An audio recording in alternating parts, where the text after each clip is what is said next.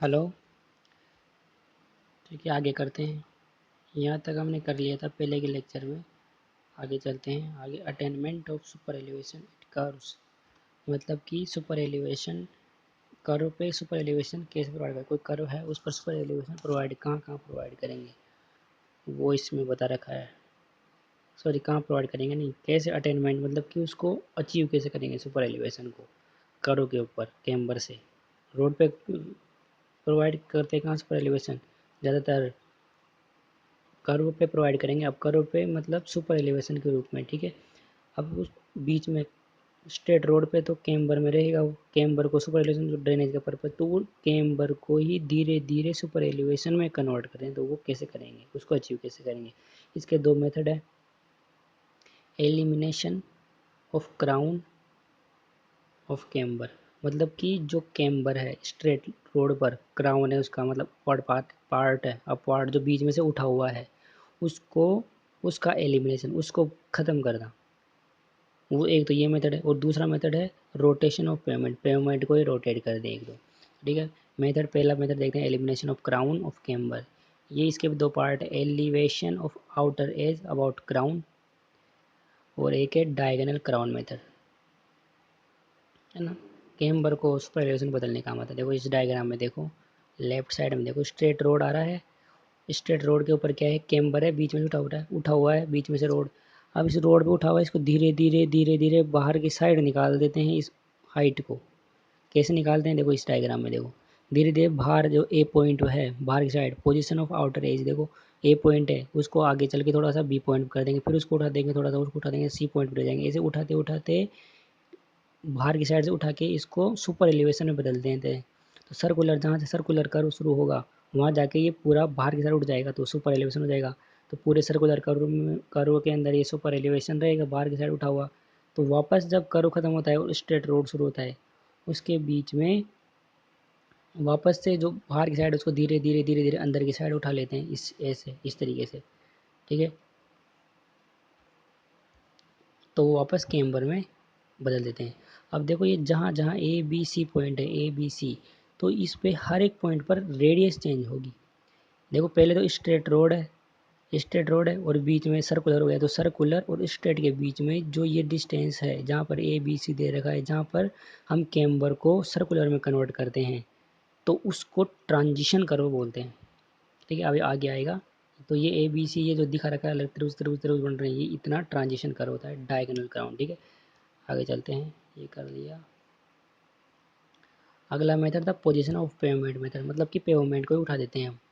ये देखो rotation about inner as, इसमें क्या करते हैं कि इनर एज के अबाउट बाहर वाले साइड को टोटल थीटा उठा देते हैं एक्स के रूप में। लेकिन इसमें क्या क्या परेशानी होती है, देखो पहला पॉइंट देखो, ए के अंदर position of centre line change, centre line की पोजीशन चेंज हो जाएगी। एक तो ड्रेनेज प्रॉब्लम, कोई ड्रेनेज प्रॉब्लम नहीं आएगी, बाहर की साइड निकल जाएगा पूरा पानी।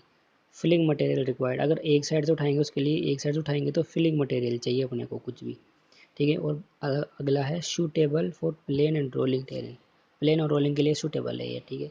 अगला बी है राइट साइड में रोटेशन अबाउट सेंटर, सेंटर के अबाउट रोटेट कर देते हैं। इसके पॉइंट देख लो क्या क्या है। Position of centre line remains unchange, centre line ऐसे कैसी रहेगी, चेंज नहीं होगी। अगला है ड्रेनेज प्रॉब्लम आ सकती है ना, एक तरह से पानी निकल जाएगा, दूसरी तरफ जाके भर जाएगा, लेकिन इसके लिए कुछ अलग सिस्टम करना होगा इसमें, है ना। ऐसे तो प्रॉब्लम आएगी, नहीं तो कुछ भी और सोचना पड़ेगा। अगला अर्थवर्क इज बैलेंस, एक साइड से फिलिंग होगी तो एक साइड से कटिंग होगी, तो बैलेंस रहेगा। और अगला पॉइंट है माउंटेनियस, लेकिन और ये माउंटेनियस और स्टीप के लिए अच्छा है, प्लेन के लिए नहीं, ठीक। आगे चलते हैं। एक्स्ट्रा वाइडनिंग, एक्स्ट्रा वाइडनिंग क्या होती है, जब भी हम व्हीकल चलाते हैं रोड पे, तो एक तो व्हीकल घुमाते हैं, तो घुमाने के लिए ज़्यादा स्पेस चाहिए, क्योंकि आगे का पहिया पीछे के पहिए से मैच नहीं खाता है घूम घूम की साइड, तो एक तो इसलिए एक्स्ट्रा वाइडनिंग चाहिए। और दूसरी साइड रोड पे वेलोसिटी और डेंसिटी को बढ़ाने के लिए, कोई भी ओवरटेक कर सके आसानी से, इसलिए वॉल्यूम को इंक्रीज करने के लिए वाइडनिंग प्रोवाइड करते हैं। वाइडनिंग क्या होती है, डब्लू देखो पढ़ो इसमें, increase in width of pavement by increasing the number of lane is called widening. Widening is done just to resolve the problem of increasing in traffic volume, ठीक है। एक्स्ट्रा वाइडनिंग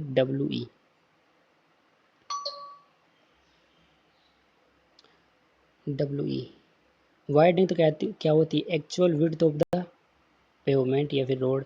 एक्स्ट्रा वाइडनिंग क्या होती है, उस road के अलावा और कुछ एक्स्ट्रा प्रोवाइड करते हैं, उसको बोलते हैं एक्स्ट्रा वाइडनिंग है ना। Extra widening for following purposes, क्यों कब करते हैं, देखो पॉइंट्स देख लो। To avoid off tracking due to rigidity of wheel base. Off tracking क्या होती है अभी बताऊंगा, वही होती है आगे का पहिया पीछे के पहिए से मैच नहीं खाता है, घूमती साइड, घूमते टाइम, व्हीकल को घुमाते टाइम, ठीक है। अगला पॉइंट है दूसरा, to encounter psychological tendency of driver negotiating horizontal curve. Horizontal curve पे घुमाते हैं तो ज़्यादा स्पेस चाहिए ड्राइवर को, तो उसकी साइकोलॉजी को एनकाउंटर करने के लिए, मतलब मारने के लिए, कि ज़्यादा स्पेस दे देते हैं कि उसको कंफर्टेबल फील करे। अगला है विजिबिलिटी ऑफ कर्व, कर्व की विजिबिलिटी सही हो जाए। चौथा पॉइंट है ट्रांसवर्स स्किडिंग, स्किडिंग नहीं हो, ट्रांसवर्स बगल की साइड में स्किडिंग नहीं हो।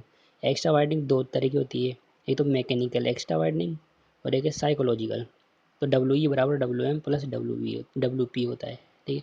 अब मैकेनिकल वाइडनिंग देखते हैं। ऑफ ट्रैकिंग बता देता हूँ क्या होती है, देखो। Path traversed by the front axle is not same as the path traversed by the rear axle, this phenomena is called off tracking, मैंने बता दिया था अभी। Mechanical widening is provided to avoid off tracking due to rigidity of wheel base, ठीक है। पढ़ लो इसको, मैंने बता समझा दिया क्या होता है। ये डायग्राम दे रखा है, डेरिवेशन है, डेरिवेशन में मैं इंटरेस्टेड नहीं हूँ, डायग्राम देख लो। ऐसे ये व्हीकल है ए बी, ये व्हीकल चारों पहिए हैं, एक्स्ट्रा वाइडनिंग बता रखिए डब्ल्यू एम, ये रेडियस ऑफ कर्व है, ये डेरिवेशन आप देख लेना।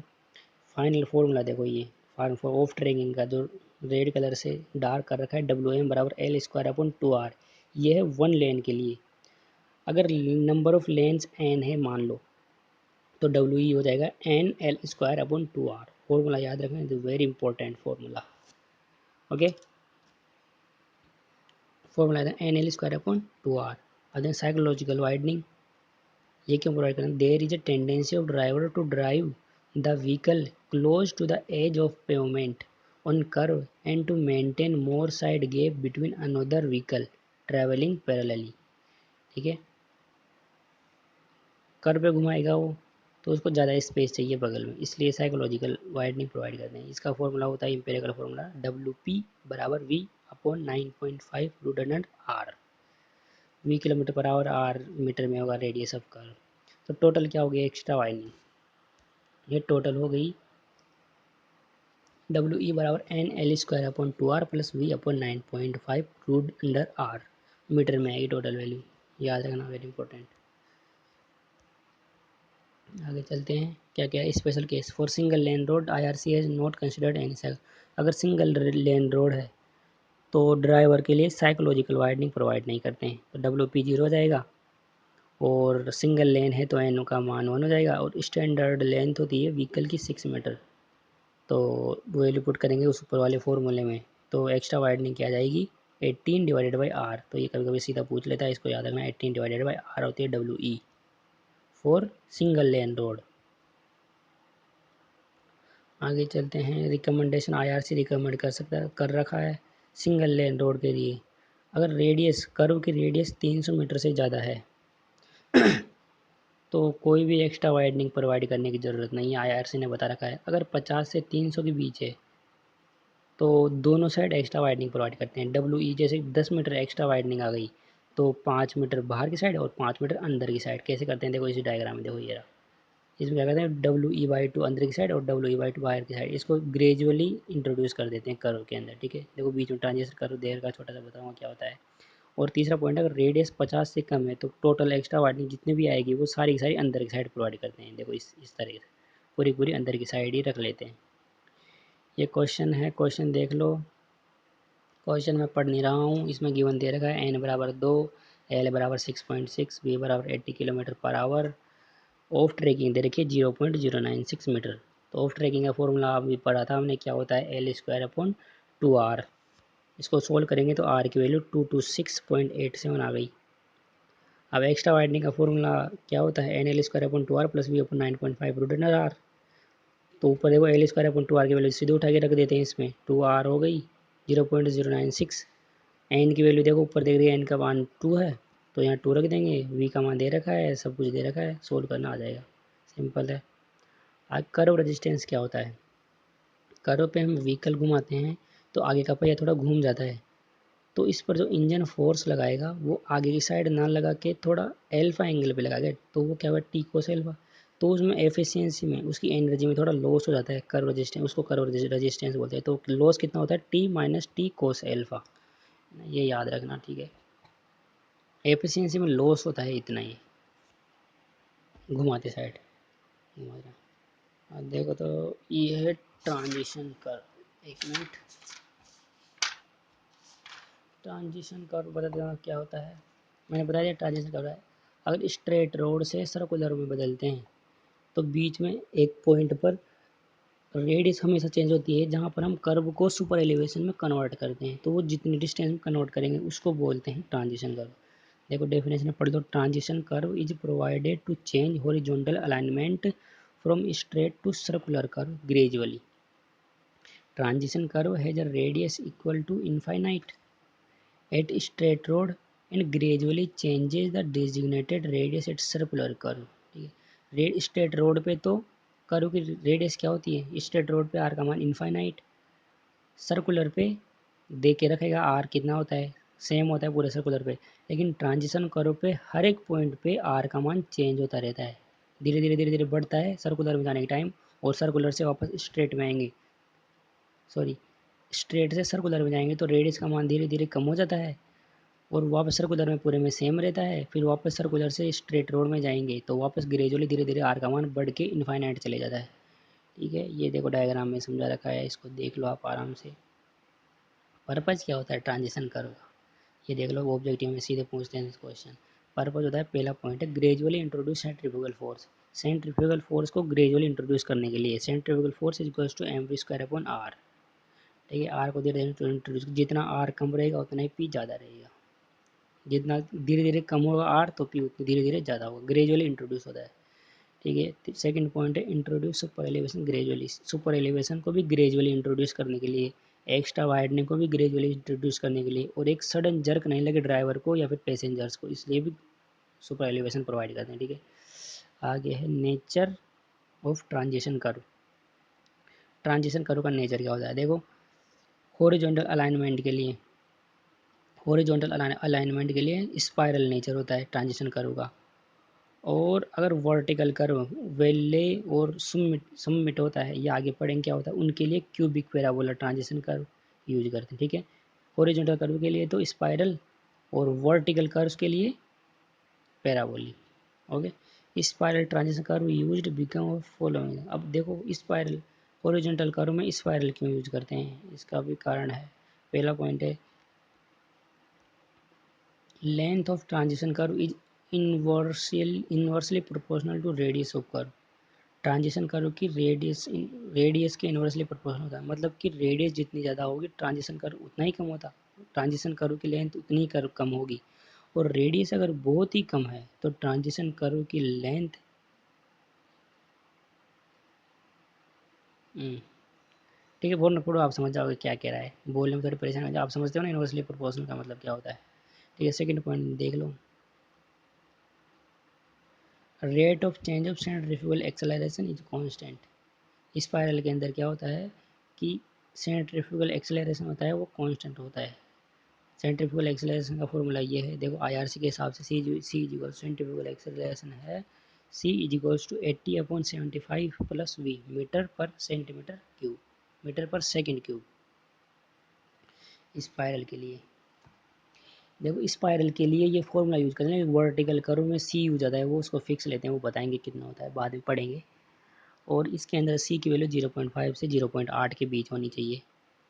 ठीक है, जो रेड रेड्स दिखा रहा है दोनों को देखो, ठीक है, याद रखना है इसको, वेरी इंपॉर्टेंट। आगे लेंथ ऑफ ट्रांजिशन कर्व कैसे निकालेंगे, ट्रांजिशन कर्व की लेंथ कैसे निकालेंगे, दिस इज ऑल्सो इम्पोर्टेंट। इसमें डेरिवेशन दे रखे हैं, क्राइटेरिया फर्स्ट, और है ना, 3 क्राइटेरिया है इसमें, तीनों को बताऊंगा मैं सीधा फॉर्मूला बताऊंगा, तो ये फॉर्मूला इंपॉर्टेंट है, derivation is not so important, but आप डेरिवेशन देखना जरूर। इसमें धीरे धीरे ऊपर मैं कर देता हूँ स्क्रीनशॉट लेके या फिर पॉज करके वीडियो को देखना। एक ये फॉर्मूला है टी बराबर L T upon V. T मतलब टाइम, कितने टाइम में, ये कोई इम्पोर्टेंट है नहीं, ठीक है, पढ़ लेना, याद रखना।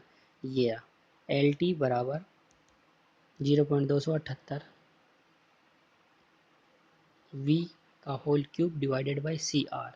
ये फॉर्मूला है लेंथ ऑफ ट्रांजिशन कर्व निकालने का। कब? जब सेंट्रीफ्यूगल रेट ऑफ एज पर rate of change of centrifugal acceleration, centrifugal acceleration धीरे धीरे चेंज हो रहा है ट्रांजिशन कर्व पे, तो ये फॉर्मूला यूज करेंगे। ठीक है, पढ़ लेना। देखो एज पर rate of change of centrifugal acceleration C, तो ये फॉर्मूला यूज करेंगे। सेकंड क्राइटेरिया है एज पर rate of introduction of super elevation. अगर सुपर एलिवेशन का चेंज हो रहा है, रेट चेंज हो रहा है सुपर एलिवेशन का, तो ये करेंगे एल टी बराबर 150x और एल टी बराबर 60x। प्लेन और रोलिंग के लिए तो 150x और माउंटेनियस और स्टीप के लिए 60x। एक्स क्या होता है? एक्स है elevation of outer edge with respect to level of rotation. जिस आउटर एज का एलिवेशन जहाँ से रोटेट करने करो। देखो आगे देखो ये क्या है, अभी बताऊंगा क्या होता है, एक बार पहले नोट देख लो। IRC adopted that the rate of introduction of super elevation is 1 in 20, 1 in 150 for plane and rolling and 1 in 160 for mountainous and steep। मतलब कि 150 चलेगा हॉरिजॉन्टल तो 1 उसको उठा देंगे ऊपर। इसका मतलब ये है 1 इन 150 का मतलब है, देखो नीचे देखा 1 metre elevation provided at outer edge of the pavement gradually to 150 metre length of transition curve. ठीक है, ये समझ आ गया। 150 मीटर का ट्रांजिशन कर्व है तो 1 मीटर एलिवेशन देंगे ग्रेजुअली उसमें। अब देखो एक्स क्या है, अगर रोटेशन बाहर की साइड से, इनर साइड से रोटेशन हो, अगर अंदर की साइड से पूरे रोड को उठाएंगे तो एक्स का मान होगा E W width of the pavement plus extra widening. ठीक है, ई क्या है? टेन थीटा है। और अगर सेंटर से उसको करेंगे तो सेंटर से हो जाएगा 1/2 E W plus W E. दोनों को ध्यान रखना कहाँ से रोटेट होगा, क्वेश्चन में बोलेगा। तीसरा criteria minimum length of transition curve. Transition curve की मिनिमम लेंथ क्या होती है? प्लेन और रोलिंग के लिए तो होती है 2.7 वी स्क्वायर अपॉन आर, और माउंटेनियस से स्टीप के लिए कितनी होती है? V square upon R. ये भी याद रखना, ये सब चीज़ें याद रखने की है, समझना तो थोड़ा बहुत है क्या है कहाँ है, बाकी सब कुछ याद रखना है आपको। 2 बार पढ़ोगे याद हो जाएगा, वीडियो को 4-5 बार देखना, सब कुछ याद हो जाएगा, बिल्कुल दिमाग में इमेज बन जाएगी, है ना। दिमाग में इमेज बन जाएगी 4-5 बार देखोगे तो आप। देखते रहना, बस बैठ जाना फ़ोन लेके और देखते रहना आराम से बैठे बैठे। कुछ भी नहीं करना, लिखना नहीं है, कुछ भी नहीं करना, बस सुनना है और देखना है। अब देखो हम स्ट्रेट रोड से सर्कुलर पे जाते हैं तो ट्रांजिशन कर्व का कुछ शिफ्ट हो जाता है ना। तो उसके लिए L T square upon 24 R है, तो ये शिफ्ट ऑफ आर हो गया। ठीक है, यही इतना ही है, बाकी का अगले लेक्चर में करेंगे। ठीक है, थैंक यू।